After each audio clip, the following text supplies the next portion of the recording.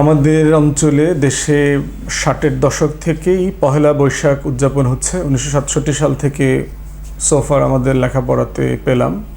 উৎসবটা বেশ জমজমাট হয়ে গেছে গত কয়েক বছরে। আমরা দেখছি ৯০ দশকের পর থেকে ছোটোখাটো আকারে বিভিন্ন আয়োজন বিভিন্ন সময় বেড়েছে। তো একটু পিছনে যাই হিস্ট্রি, আমাদের এই বৈশাখ বাংলা মাসটা কোত্থেকে আসলো সেটা নিয়ে।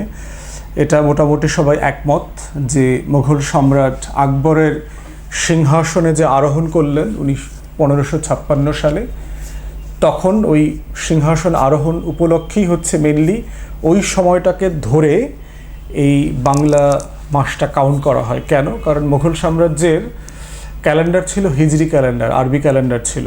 আর আপনারা জানেন যে আরবি ক্যালেন্ডারটা চাঁদের মাস, চাঁদ দেখে দেখে মাস গণনা করে। তো সেক্ষেত্রে ফসল যে ওঠে এবং সেটার উপরে যে প্রজারা কর দেবে, সেই কর দেওয়ার হিসেবটা বেশ জটিল হয়ে যাচ্ছিল। তখন তার সভাসদ অনেকেই পরামর্শ দিলেন যে হিজরি সনটাকে যদি আমরা চন্দ্রবর্ষে কনভার্ট করে ফেলি, সূর্যবর্ষে কনভার্ট করে ফেলি, তাহলে এটা আমাদের এই ফসল এবং চাষবাসের উপরে ভিত্তি করে কর আদায়টা অনেক সহজ হয়ে যাবে। সেটাকে ঘিরেই মেনলি ১৫৮৪-৮৫ সালের দিকে এই বাংলা মাসটার প্রবর্তন করা হয়। তখনকার যে হিজরি সনটা ছিল, কিন্তু গণনাটা তারা একটু পিছনে গিয়ে করেছে। সম্রাট আকবর যেহেতু ১৫৫৬ সালে ক্ষমতা নিয়েছেন, ওই বছরটাকে ৯৬৩ হিজরি ধরে তারপর হচ্ছে গণনাটা শুরু হয়। বাট অফিসিয়ালি কাউন্টিংটা প্র্যাকটিক্যালি শুরু হয়েছিল ১৫৮৪-৮৫ সালের দিকে আর কি। এবং এই সালটার ব্যাপারে সবচেয়ে বেশি গুরুত্বপূর্ণ যিনি কাজ করেছেন, উনি জ্যোতির্বিদ ছিলেন, অনেকে বলেছেন গবেষক ছিলেন, বড় আলেম ছিলেন, আমির ফতেউল্লাহ সিরাজি। এবং উনি হচ্ছে এই অঞ্চলের মানুষ। আপনারা নারায়ণগঞ্জের ফতুল্লা একটা জায়গা আছে, এই ফতুল্লা জায়গাটা কিন্তু এই ফতেউল্লাহ সিরাজির নামে হয়েছে। ওনার মাজার, ওনার কবরটা এখনও ওখানে আছে এবং ওখানে একটা বড় মসজিদও আছে। ১০২০ হিজরি সালের সাল দেওয়া একটা বড় মসজিদ আছে, এটা উনি প্রতিষ্ঠিত করেছেন। তো এই সালের সাথে দুইটা মৌলিক জায়গা, মানে অনেকেই যেটা প্রশ্ন করেন যেটা ইসলামের সাথে সাংঘর্ষিক কিনা, মুসলমান হিসাবে পহেলা বৈশাখ অথবা বাংলা শানের প্রাসঙ্গিকতা। গুরুত্বপূর্ণ জায়গাটা হচ্ছে, দেখেন এখানে হিজরি সনকে ফলো করে এটা করা হয়েছে। দ্বিতীয়ত হচ্ছে যেটা করেছেন, এটা একটা মুঘল সম্রাট আকবরের সময় হয়েছে। এবং তৃতীয়ত হচ্ছে আমির ফতেউল্লাহ সিরাজি এটা করেছেন। অতএব এটার এবং ইন্টেনশন কী ছিল, এটার পারপাস ছিল হচ্ছে যে ফসল গণনার সুবিধার্থে করা। অতএব এই বাংলা সন করবার ভিতরে কোনো আমি আমার এই বাঙালি মুসলমানের কোনো আইডেন্টিটির সমস্যা এখানে দেখি না আর কি। এবং আমরা অনেক সময় দেখেছি যে বিভিন্ন গোষ্ঠী আছে যারা এই আমির ফতেউল্লাহ সিরাজি যিনি আছেন ফতুল্লাতে, ওনার কবর জিয়ারত করে পহেলা বৈশাখের উদযাপন শুরু করেন। এমন ঘটনা আমরা নিউজে, ফেসবুকে বিভিন্ন সময় দেখেছি।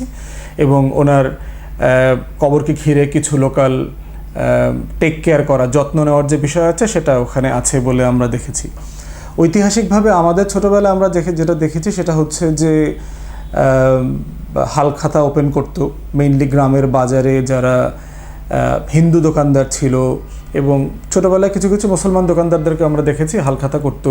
মিলাদ মাহফিল হইতো, আমরা আমাদের ছোট বাজারে দেখতাম, মিলাদে যাইতাম, নতুন বছরের মিলাদ মাহফিল, এবং সেখানে দোয়া করা হইতো। হিন্দুরা তাদের মতো করে হালখাতা ওপেন করতেন।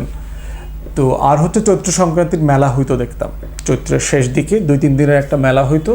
এবং মেলাতে আমরা গিয়েছি, আমাদের মনে আছে চরকিতে ওঠার জন্য। তারপরে হচ্ছে তখন আবার আমের সিজন আসতেছে, কাঁচা আম খাইতে হবে, আমাদের মনে আছে। সেই মেলা থেকে আমরা ছোটো ছোটো ছুরি কিনতাম পকেটে রাখার জন্য, আম পেরে খাওয়ার জন্য আর কি। ঐতিহাসিকভাবে নববর্ষ পহেলা বৈশাখ উদযাপন করার হিস্টোরিক্যাল এভিডেন্স পাওয়া যায় হচ্ছে ১৯১৭ সালে আমার জানা মতে, আমি যতটুকু জানি।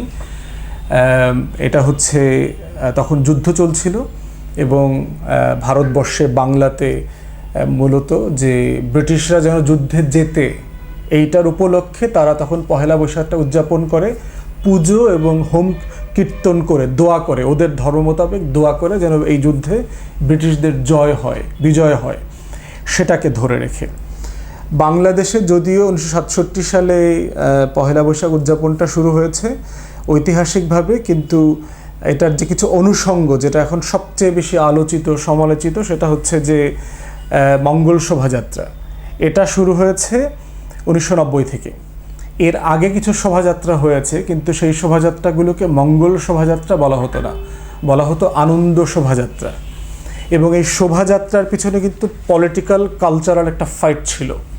এরশাদ বিরোধী আন্দোলনে, স্বৈরাচার বিরোধী আন্দোলনে আমাদের শিল্পীরা যারা ছিলেন, কলাকুশলীরা যারা ছিলেন, গান কবিতা নাটকের সাথে যারা সম্পৃক্ত ছিলেন, তারা তাদের প্রতিবাদের জায়গা থেকে এই স্বৈরশাসনের বিরুদ্ধে এই জাতিকে ঐক্যবদ্ধ করবার একটা জায়গা থেকে তারা এই আনন্দ শোভাযাত্রার আয়োজন করেছিলেন ঢাকা বিশ্ববিদ্যালয়ের চারুকলাতে 1989 সালে।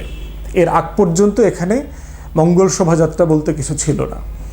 89-র আগেও আমরা দেখেছি যে যশোরে চারুশিল্পী চারুপীঠ নামে একটা সংগঠন আছে, তারা এই পহেলা বৈশাখ উদযাপন করেছে এবং আনন্দ শোভাযাত্রা করেছে, মঙ্গল শোভাযাত্রা করেছে বলে দু এক জায়গাতে আমরা পড়েছি। এবং আরেকটা গুরুত্বপূর্ণ অনুষঙ্গ যেটা সবচেয়ে বেশি সমালোচিত হয় সেটা হচ্ছে যে মঙ্গল শোভাযাত্রার নামে যা যা করা হচ্ছে সেটা বাঙালি হাজার বছরের সংস্কৃতি বলে চাপিয়ে দেওয়া হচ্ছে। প্রশ্ন হচ্ছে যে এখানকার যদি ব্রেকডাউন করি এখানে কি কি করা হয়, সেগুলো এই বাঙালিয়ানার বাঙালি সংস্কৃতির আসলে হাজার বছরের কিভাবে সম্পৃক্ত হয় সেটা আমরা বুঝবার চেষ্টা করতে পারি এবং আসলে সেটা সত্যতা কতটুকু। এবং এটা ঢাকা বিশ্ববিদ্যালয়ের চারুকলা থেকে মেইনলি কিছু সাংস্কৃতিক সংগঠক আছেন, তারা এটা আয়োজন করে থাকেন। এবং এটার একটা মুখ্য অনুষঙ্গ থাকে বিভিন্ন প্রাণীর ছবি, মুখোশ, এবং তারা ওটা দিয়ে একটা ছোটোখাটো ভাস্কর্যের মতো সেগুলো বানায়, সেগুলো দিয়ে তারা একটা র্যালি করে। এই ঢাকা বিশ্ববিদ্যালয়ের চারুকলা থেকে শুরু করে শাহবাগ, রমনা পার্ক, এগুলো ঘুরে টুরে তারা যায় আর কি। তো এই প্রাণীর মুখোশগুলো হচ্ছে প্রচণ্ড আপত্তিকর। কেন আপত্তিকর সেটা বলছি আর কি। একটা বিষয় হলো যে মঙ্গল শব্দের প্রশ্ন আসছে কোত্থেকে। মঙ্গল এবং অমঙ্গলের সাথে হচ্ছে দেবদেবতার একটা সম্পর্ক আছে হিন্দু ধর্ম মোতাবেক। যে আমরা জানি যে হিন্দুদের যে দেবতা আছে বিষ্ণু, তার পত্নী হচ্ছে লক্ষ্মী। এই লক্ষ্মী হচ্ছে হিন্দু ধর্ম মোতাবেক মঙ্গলের দেবী, যিনি সকল মঙ্গল বয়ে নিয়ে আসেন পৃথিবীতে। এবং তিনি সন্তুষ্ট থাকলে যেটা হয়, লক্ষ্মী দেবী দুনিয়াতে মঙ্গল থাকে, উনি অসন্তুষ্ট হলেই অমঙ্গল হয়। এবং এই লক্ষ্মী দেবীর যে বাহন সেটা হচ্ছে পেঁচা। অতএব মঙ্গল শোভাযাত্রার মধ্য দিয়ে, এবং দিনটা শুরু হচ্ছে কোথার থেকে দেখেন, একদম সূর্যোদয়ের প্রথম প্রহরে সূর্য দেবতার পূজা হিন্দুরা করেন এবং এটা করবার অধিকার তার বিশ্বাস মতো এটা আছে, তার কোনো সমস্যা নাই। কিন্তু যেহেতু আপনি বাংলাদেশের সব মানুষকে নিয়ে একটা আয়োজন করছেন, সেই আয়োজনটা যদি আপনি সকালবেলা সূর্য দেবতার পূজা দিয়ে শুরু করেন, অথবা এমনও যদি হয় কেউ কাউকে বাধ্য করে যে সবাইকে ফজরের নামাজ পড়ে পহেলা বৈশাখ উদযাপন করতে যেতে হবে, এই বিষয়টা কীরকম হবে? কিভাবে নেবেন আপনারা সবাই? সুশীলরা, তথাকথিত সেকুলার, প্রগতিশীল, অসাম্প্রদায়িকরা কিভাবে নেবেন যে সবাইকে আগে মসজিদে আসতে হবে, যাতে ঈদগাহ ময়দানে আসতে হবে, তারপরে ফজরের নামাজ পড়ে সূর্যোদয় হওয়ার পরে আমরা পহেলা বৈশাখ উদযাপন শুরু করব? এটা বাঙালি হিন্দু, বাঙালি খ্রিস্টান, বাঙালি বৌদ্ধ, বাঙালি শিখ বা যারা যারা অমুসলমান আছেন, পাহাড়ি আছেন, তারা কিভাবে নেবে? তো ঠিক একইভাবে ভোরের প্রথম সকালের প্রহরে এখানে নেচে গেয়ে এই বটমূলে গান গেয়ে সূর্য দেবতার পূজা করে দিনটা শুরু করা হচ্ছে। কেন?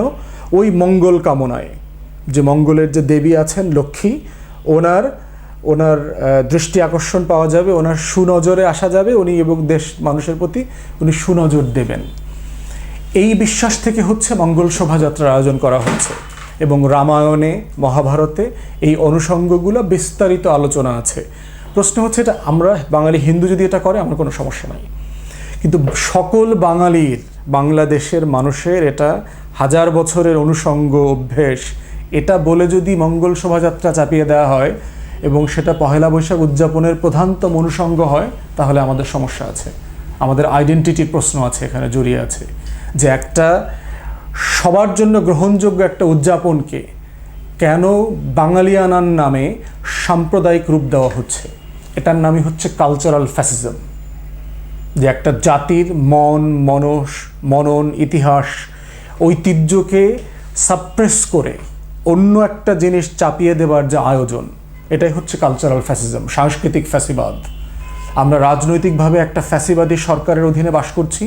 ঠিক মঙ্গল শোভাযাত্রার নামে গত 30-35 বছর ধরে যারা পহেলা বৈশাখ উদযাপন করছেন, সূর্য দেবতার পূজা করে বটতলাতে রমনাতে গান গেয়ে যেভাবে সূর্যকে প্রণাম করা হচ্ছে, এগুলো আমাদের অধিকাংশ মানুষের বিশ্বাস, চিন্তা, মননের সাথে যায় না। দ্বিতীয়ত দেখেন যে লক্ষ্মী দেবীর বাহন বললাম পেঁচা, এবং আপনারা দেখবেন যে প্রাণীগুলোর যেগুলোর বানানো হয়, মূর্তির মতো করে বানানো হয়, সেগুলোতে দেখবেন পেঁচা একটা জায়গা থাকে প্রত্যেকবার, সে হচ্ছে এই লক্ষ্মীর বাহন। ইঁদুর দেখবেন, ইঁদুরের মূর্তি বানায় এখানে, গণেশ দেবতার বাহন। তারপরে দেখবেন হাঁস, দেখবেন সরস্বতীর বাহন, আর যেটা সবাই দেবদেবী হিন্দু ধর্মের, হাতি, বাঘ, সিংহ হচ্ছে দেবী দুর্গার বাহন। আর দেবী দুর্গাকে বাঙালি হিন্দুর প্রধানতম দেবী এখানে যারা তার পূজা করে। গাভী দেখবেন রামের সহযাত্রী। তারপর দেখবেন ময়ূর কার্তিকের বাহন, ময়ূর ভারতেরও জাতীয় প্রতীকের একটা। তারপর দেখবেন ক্ষিপ্ত ষাঁড় মহাদেবের বাহন। এরপরে দেখবেন আরও অনেকগুলো আছে, মানে সবগুলোর আলোচনার প্রয়োজন নাই আর কি। প্রশ্ন হচ্ছে যে এগুলো দিয়ে কেন একটা নববর্ষ পালন করতে হবে? ওয়াই? আমাদের দেখবেন যে ইংরেজি নববর্ষ পালন করবার একটা উদযাপন আছে, সারা দুনিয়াতে আছে। তারা কি করে? বাইবেলের ক্যারেক্টারগুলো দিয়ে তারা এই উদযাপনটা করে, তারা কি এটা চাপিয়ে দেয়? আপনারা দেখবেন যে বিভিন্ন দেশ এই জন্য কী করেছে, যে ইংলিশ নববর্ষ তার মতো করে পালন করছে, কারণ এটার মধ্যে সে কোনো রেস্ট্রিকশন দেখে না, তার চিন্তার সাথে কোনো বিরোধ দেখে না। তো সেই জায়গাতে দেখেন আমাদের পহেলা নববর্ষটা যেটা সবার গ্রহণযোগ্য একটা উৎসব হতে পারত, সেটাকে একটা সাম্প্রদায়িক মৌলবাদীর আশ্রয়স্থল বানিয়েছে। এবং ঢাকা বিশ্ববিদ্যালয়ের চারুকলা বাংলাদেশের সবচেয়ে জঘন্যতম সাম্প্রদায়িক প্রতিষ্ঠানে পরিণত হয়েছে, সেকুলার মৌলবাদীদের আখড়ায় পরিণত হয়েছে। বাংলাদেশে তো শুধু ধর্মপন্থীদেরকে, ডানপন্থীদেরকে মৌলবাদী বলে, এরা সেকুলার মৌলবাদীরা আরও বেশি খারাপ, এরা ফ্যাসিস্ট। এরা অন্য কোনো মত, অন্য কোনো ধর্ম, অন্য কোনো মানুষের বিশ্বাস, আকাঙ্ক্ষা, আচারকে তারা যেমন করে না এই মুসলমান নামধারীরা, ঠিক তেমনি তারা এগুলো চাপিয়ে দিতে চায়। তারা রামায়ণ মহাভারত চাপিয়ে দিতে চায়। মুসলমানের উপর আপনি চাপিয়ে দেওয়ার চেষ্টা করছেন কেন? তাহলে আমাদের এই সমালোচনার বাইরে এখন আলোচ্য বিষয় হচ্ছে যে তাহলে এই উৎসবটা কি হইতে পারত, কিভাবে হইতে পারত, যেটা আমরা সবাই প্রাণ ভরে উদযাপন করতে পারতাম। দেখেন ইরানে যদিও শিয়া কিন্তু মুসলিম মেজরিটি রাষ্ট্র, সেখানে তারা নওরোজ পালন করে, তারা ইরানি নববর্ষ যেটা পালন করে। এই নববর্ষ পালনটাকে ঘিরে সেখানে কোনো বিতর্ক নাই, কারণ এটাকে ঘিরে তার যত নিজস্বতা আছে, তার নিজস্ব জীবনযাপনের যে উদযাপনগুলো আছে, এগুলো ধরে সে পালন করে। এটার ভিতরে এমন কোনো জায়গা নাই যেটাকে সে করে না। এটা একটা সর্বমহলের গ্রহণযোগ্য উৎসবে পরিণত হয়েছে ইরানি নববর্ষ। তাহলে আমাদের এখানে এটা হচ্ছে না কেন? তাহলে আমাদের জায়গা হচ্ছে যে মঙ্গল শোভাযাত্রার নামে এই কালচারাল ফ্যাসিজম, এই সাম্প্রদায়িক হিন্দুয়ানি আচরণ বাদ দিতে হবে। বাঙালি হিন্দু যদি করতে চায় আমার কোনো আপত্তি নাই, কিন্তু এটাকে সকল বাঙালির আয়োজন, বাঙালি মুসলমানের এটা আয়োজন হতে পারে না। এই ফ্যাসিজম থেকে এটাকে দূর করে নিয়ে আসতে হবে। দূর করে এনাকে কি করা যায়?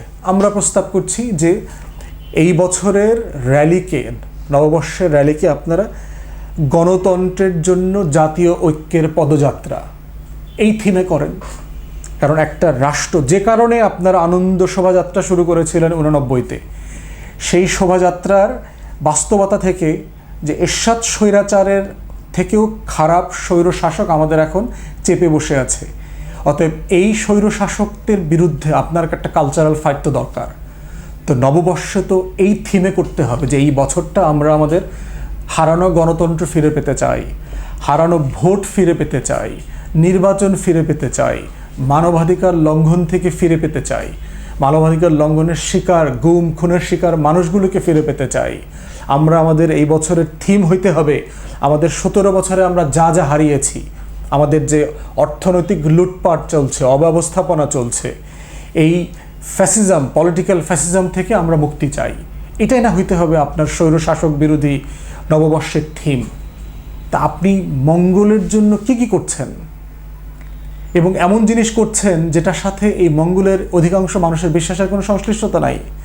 এবং কিছু এক্সাম্পল দেই যে কি হতে পারতো। দেখেন, আমাদের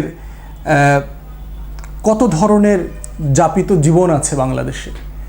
আমাদের জারি গান আছে, আমাদের সারি গান আছে, আমাদের মরমী গান আছে, আমাদের লালন আছে। আমাদেরকে লালনকে তুলে ধরবার একটা বড় জায়গা এখানে। আমাদের টাঙ্গাইলের শাড়ি, আমার জামদানিকে তুলে ধরা, আমার এগুলোর পেটেন্ট চলে যাচ্ছে। আপনি তো এইখানে কালচারাল ফাইটটা করবেন আমার টাঙ্গাইলের শাড়িকে মালিকানা ফেরত পাওয়ার। আমার রসমালাই, রসগোল্লা পর্যন্ত অন্য দেশ নিয়ে যাচ্ছে, পেটেন্ট করে ফেলতেছে। আমার র্যালিটা একটা সিম্পলি সবার জীবনকে কল্যাণের জন্য আপনি একটা র্যালির থিম তৈরি করেন। আমার গম্ভীরা আছে, আমার যে গান সেই রাজশাহী চাঁপাইনবাবগঞ্জ অঞ্চলের। আমার পুঁথি পাটের আসর বসতে পারতো এখানে, আমার হাজার বছরের। আমার জব্বারের বলি খেলা হইতে পারতো। আমার নৌকা বাইচ আছে এখানে, যেগুলো নিয়ে কোনো বিতর্ক নাই, যেটা এই জনপদের মানুষ হাজার হাজার বছর ধরে করে আসছে। আমার শাপলা কোথায় এখানে, আমার জাতীয় ফুল। আমার ইলিশ, যদিও জাতীয় মাছ বলা হচ্ছে, কিন্তু এটা কি আসলে জাতীয় মাছ হইতে পারে? যে দেশের 12-14 কোটি মানুষ দরিদ্র সীমার নিচে বাস করে, সেই দেশে আপনি একটা দিবস পালন শুরু করছেন পান্তা ভাতের সাথে ইলিশ মাছ খেয়ে। এটা তো একটা বুর্জুয়া সেলিব্রেশনে পরিণত হয়েছে। এটা কি অধিকাংশ মানুষের সাথে যায়? এটা মানুষের সাথে হাস্যরস করা। এবং ইলিশের কেজি এই উৎসবকে কেন্দ্র করে, মানে যেটা 1000, 1200, 1500 টাকা কেজি হতো, সেটা 4000, 5000, 10,000 টাকা কেজিতে চলে যাবে। তাহলে এইটা কি এই দেশের মানুষের অধিকাংশ মানুষের সাথে যাচ্ছে? আপনার এই আয়োজনটা অধিকাংশ মানুষের জীবন এবং বাস্তবতার বাহিরে চলে গেছে। আমার কাঁঠাল কোথায়, আমার জাতীয় ফল? আমের সিজন চলছে, তরমুজ করছে, এগুলোর আয়োজন নাই কেন? এগুলো আপনি গরিব মানুষকে খাওয়াচ্ছেন না কেন? আজকের আয়োজনটা হবে যে আমি ধনী ব্যক্তিদের কাছ থেকে এই জিনিসগুলো তুলে এনে আমি পথ শিশুদেরকে দেব। আমার বস্তিবাসীদের সাথে আমি আনন্দটা শেয়ার করব। আমার গরিব কৃষক মজুরের সাথে আমি আনন্দটা শেয়ার করব। আমার যে ফসলগুলো হারিয়ে যাচ্ছে, আমাদের শত শত শাক সবজি হারিয়ে যাচ্ছে, সেগুলোকে আবার নতুন করে তুলে আনা। এই যে নয়া কৃষি আন্দোলন যেটা করছে ফরহাদ মাজার ভাইরা, সেই আন্দোলনটাকে আপনি বাঙালি মননে আবার নতুন করে ফেরায় নিয়ে আসবেন। এটা হচ্ছে আমার কালচারাল লড়াই আমার এই জমিনের। আমার 400 নদী শুকায় গেছে, এই মাটির 400 নদী গত ফারাক্কাবাদের কারণে গত 50 বছরে শুকিয়ে গেছে। আপনি এই নদীকে আবার জীবিত করে ফিরায় নিয়ে আসেন। আমার পরিবেশ দূষণ, পৃথিবীর সবচেয়ে দূষিত নগরে পরিণত হয়েছে, সেখানে আপনি মঙ্গল কামনা করছেন পেঁচার কাছে, সূর্য দেবতার কাছে, লক্ষ্মীর কাছে, কার্তিকের কাছে, মহাদেবের কাছে। আপনি আরও কি করতে পারতেন? দেখেন যে আমার নকশিকাঁথা কোথায়, সেটা তো উদযাপন হতে পারত। এই নকশিকাঁথার কোনো আয়োজন এখানে আমরা দেখতে পাচ্ছি না। আমাদের ঢেকি, আমাদের কুড়ে ঘর, আমাদের কাছারি ঘর, আমাদের এই মুন্সিগঞ্জ মানিকগঞ্জ এলাকাতে টিনের ঘর, আমরা সেই নওগাঁ রাজশাহীতে দেখেছি মাটির 2তলা 3তলা ঘর, 100 রুমের রাজপ্রাসাদ আছে মাটির ঘর। সেগুলোকে না আপনি তুলে নিয়ে আসবেন, সেই সংস্কৃতি না নিয়ে আসবেন যেগুলো আমাদের হারিয়ে যাচ্ছে। আমাদের ছেলে মেয়েদের লুঙ্গি পরা হারিয়ে যাচ্ছে, দেখেন, যেটা আমাদের আবহমান কালের পোশাক। ছেলেমেয়েরা লুঙ্গি পরছে না, গামছার সাথে পরিচিত হচ্ছে না, তারা তাওলের সাথে পরিচিত হচ্ছে। বাংলা ভাষা হারিয়ে যাচ্ছে, বাংলা ভাষা মানুষ অশুদ্ধভাবে শিখছে, অশুদ্ধভাবে লিখছে, আমরা অশুদ্ধভাবে বলছি। সেই বাংলাকে জীবিত করবার প্রয়াস না এখান থেকে তুলে নিয়ে আসবেন, যে বাংলাকে কিভাবে আবার পুনর্জীবিত করা যায়। আমাদের কবিদেরকে তুলে নিয়ে আসা, বাংলার নজরুল, বাংলার জীবনানন্দ দাশ, বাংলার ফররুখ, বাংলার রুদ্র মোহাম্মদ শহীদুল্লাহ, নির্মলেন্দু গুণ, আমার আহসান হাবিব, আমার আল মাহমুদ। আপনি এই মানুষগুলোকে না তুলে নিয়ে আসবেন যারা বাংলা ভাষার লড়াইটা চালিয়ে গেছে গত 50 বছরে, ঢাকাকে বাংলার কেন্দ্রে পরিণত করেছে। আমাদের হুমায়ুন আহমেদ, বাংলা নাটককে যিনি উচ্চ শিখরে নিয়ে গেছেন মধ্যবিত্তর জীবনকে তুলে ধরে। আপনি এই মানুষগুলোকে না তুলে নিয়ে আসবেন। ঘুড়ি ওড়ানো আমাদের গ্রামীণ জীবনে, আমাদের ছোটোবেলায় একটা বড় আয়োজন ছিল, সেটা হইতে পারত। তাহলে এই যে যা কিছু আমার গ্রামের, যা কিছু আমার গ্রামীণ বাংলার, যা কিছু আমাদের সকলের, সেই জিনিসগুলোকে তুলে না এনে এটাকে বাঙালি সংস্কৃতির নামে রামায়ণ মহাভারতের ক্যারেক্টারগুলোকে, দেবদেবী এবং তাদের মানে সিম্বল সাইনগুলোকে তুলে আনা এবং সেটাকে উৎসব আকারে সর্বজনীন বলা সবার, এটার নাম হচ্ছে সাংস্কৃতিক ফ্যাসিজম, এটার নাম হচ্ছে মৌলবাদিতা, সেকুলার মৌলবাদিতা, এর নাম হচ্ছে চরম সাম্প্রদায়িকতা এবং এর পুরো দায় হচ্ছে ঢাকা বিশ্ববিদ্যালয়ের চারুকলা এবং অন্যান্য সকল বিশ্ববিদ্যালয়ের চারুকলা, যারা এই সকল মানে মানে ভিনদেশী আয়োজন, ভিন্ন ধর্মের আয়োজন এই জাতির উপর চাপিয়ে দিতে যাচ্ছে। আমরা পহেলা বৈশাখ বাংলা নববর্ষ পালনের পক্ষের মানুষ, আমরা চাই উদযাপনটা হোক, কিন্তু উদযাপনটা এমন হইতে হবে যেই উদযাপনটা একজন মসজিদের ইমাম, মুয়াজ্জিন, আলেম, ওলামায়ে কেরাম থেকে, মাদ্রাসার ছাত্র থেকে শুরু করে, ধর্মবিশ্বাসী মানুষ থেকে শুরু করে, নাস্তিক, বাম, ধর্মবিশ্বাস করে না, অমুসলিম, হিন্দু, বৌদ্ধ, খ্রিস্টান সবাই যেন অংশগ্রহণ করতে পারে, এটাকে আপনি সেই জায়গায় নিয়ে আসবেন। সর্বোপরি এই উদযাপনটা হতে হবে রাজনৈতিক ফ্যাসিবাদের বিরুদ্ধে গণতন্ত্রের উদযাপন হতে হবে। রাজনৈতিক ফ্যাসিবাদের বিরুদ্ধে ভোট, ভাত, আমার জাতীয় স্বার্থ, আমার স্বাধীনতা, আমার সার্বভৌমত্বের লড়াইকে তুলে ধরতে হবে। এটা হইতে হবে গত 15 বছরের ফ্যাসিবাদের লড়াইতে যারা জীবন দিয়েছেন, রক্ত দিয়েছেন, প্রাণ হারিয়েছেন, তাদের জীবনকে তুলে নিয়ে আসবেন। বাংলাদেশে দেখেন মায়ের ডাক একটা সংগঠন আছে, গুম হয়ে যাওয়া পরিবারকে নিয়ে এসে তারা কাজ করে। হাজার হাজার মানুষ যে গুম হয়েছে তাদের জীবনকে না আপনি তুলে ধরবেন। এই মানুষগুলো কি হারিয়েছে শুধুমাত্র তার মত প্রকাশের জন্য? যারা নির্যাতনের শিকার হয়েছে, ফাঁসির কাস্টে ঝুলেছে কোনো বিচার ছাড়া, তাদের জীবনকে তুলে ধরবেন। অবিচার মজলুমদেরকে তুলে ধরবেন, যারা জুলুমের শিকার হয়েছে, যারা গত 15 বছরে সহায় সম্পত্তিহীন হয়ে গেছে, দ্রব্যমূল্যের ঊর্ধ্বগতিতে তার সব কিছু নিঃশেষ হয়ে গেছে। তারপরে হচ্ছে ভাসমান মানুষদের জীবন থেকে তুলে ধরবেন। 400 নদী চলে যাওয়ার কারণে, হারিয়ে যাওয়ার কারণে, শুকিয়ে যাওয়ার কারণে যে লক্ষ লক্ষ মানুষ শহরমুখী হয়ে বস্তিবাসী হয়েছে, তাদের জীবনকে না তুলে ধরবেন। আপনি এগুলো না তুলে ধরে, আপনি মায়ের ডাকের সেই গুম হওয়া পরিবারগুলোকে না তুলে ধরে আপনি কী সব মূর্তি টুর্তি তুলে ধরতেছেন? আপনি গণতন্ত্রের বিপক্ষে গিয়ে দাঁড়িয়েছেন। আপনি ফেলানিকে তুলে ধরছেন না কেন? সীমান্তে আমার যে হাজার হাজার মানুষ খুন হচ্ছে প্রতিনিয়ত, প্রতি সপ্তাহে, স্বাধীনতা দিবসে খুন হয়েছে, বিজয় দিবসে খুন হয়েছে সীমান্তে, তাদের জীবন তুলে নিয়ে আসতেছেন না কেন? অতএব পহেলা বৈশাখটা তো নতুন বছরের একটা স্বপ্নের লড়াই হইতে হবে যে গত 17 বছরে আমরা কি কি হারিয়েছি আর কি কি দরকার। ঠিক একইভাবে বাংলা যাদের ভাষা না, তাদেরকেও তো এই অনুষঙ্গে নিয়ে আসা দরকার। পাহাড়ি যারা আছে তাদের জীবনকে আপনি ইনক্লুড করেন আপনার আয়োজনে, আপনার উৎসবে। যারা সাঁওতাল আছে, মারিন্ডি আছে, চাকমা আছে, মারমা আছে, বম আছে, নাখোইং আছে, যারাই আছে সবাইকে আপনি আয়োজনে অংশ করেন। তাদের সংস্কৃতিটা, তাদের জীবন আচরণটা তারা এখানে তুলে ধরল। তো এই সব কিছু মিলে হচ্ছে আমার আয়োজনটাকে সবার করে তুলতে হবে। তো আমাদের বক্তব্য খুব পরিষ্কার, সাংস্কৃতিক ফ্যাসিবাদ থেকে আমরা লড়াই চালিয়ে যাব, এটার বিরুদ্ধে লড়াই চালিয়ে যেতে হবে। এই সাংস্কৃতিক ফ্যাসিবাদের যারা আখড়া আছে, ঢাকা বিশ্ববিদ্যালয়ের চারুকলা এবং যে সকল ব্যক্তিরা সেকুলার মৌলবাদী সাম্প্রদায়িক লোকরা যারা এগুলো চাপিয়ে দিচ্ছেন আমাদের উপরে, তাদের বিরুদ্ধে আমাদের লড়াই চলবে এবং আমরা আমাদের কথা আওয়াজ তুলে যাব। কিন্তু সাধারণ আয়োজন চলা উচিত, এটা আমাদের জাতির একটা ঐতিহ্য হয়ে গেছে এবং এই ঐতিহ্যটা সবার সাথে যেন সামঞ্জস্যহীন হয়, সবার সাথে যেন মিলে, সবার আয়োজনের সাথে যেন এটা কমফোর্টেবল হয়, সেই জায়গা থেকে এটা পালন করা দরকার বলে আমরা মনে করি। আপনাদেরকে ধন্যবাদ।